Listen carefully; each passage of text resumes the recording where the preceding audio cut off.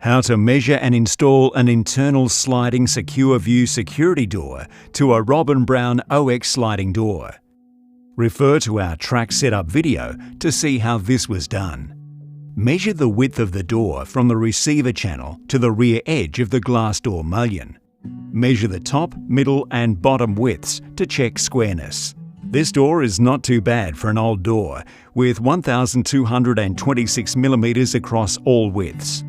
To find the manufactured size, we add 13 mm for the flat interlock that will be installed on the mullion and subtract 5 mm for the striker plate, giving us a width manufacture and ordering size of 1,234 mm. To get the drop ordering size, measure inside the top track to the top of the bottom pip track. All measurements this time are 2009 mm. Deduct 14 mm for a door height manufactured size of 1,995 mm. The lock height is measured from the bottom sill track to the top of the existing door handle. We recommend making the bottom of the security door lock about 20 to 50 mm above the glass door lock. This lockbox bottom is 1,150 mm. The back interlock is measured from the furthermost points of the mullion from the sill to the head. Interlock measurement is 1,985 mm. Don't forget to add top guides to the top of the door before you install the door.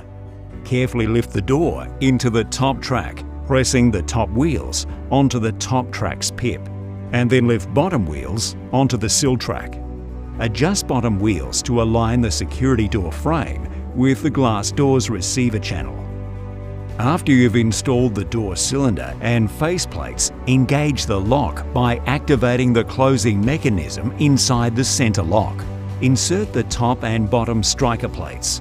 Engage the triple lock, peel sticker, and close the door. Unlock the door to reveal the strikers. Fix off striker plates.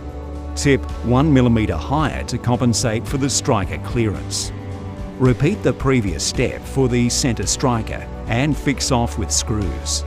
Then test the lock a few times to make sure it's closing and opening sweetly. Close the door to mark where flat interlock is going to go. You'll need to remove the door to fix off the flat interlock, aligning it with your markings. Reinstall the door. Attach the F interlock to the back of the security door to engage with flat interlock. Measure the bug strip with the door in the closed position. Cut to size and attach to the sliding door. Finish by adjusting the top wheels. There you go, another Starline Security video. To become a Starline Security Dealer, access our website www.starlinesecurity.net.au.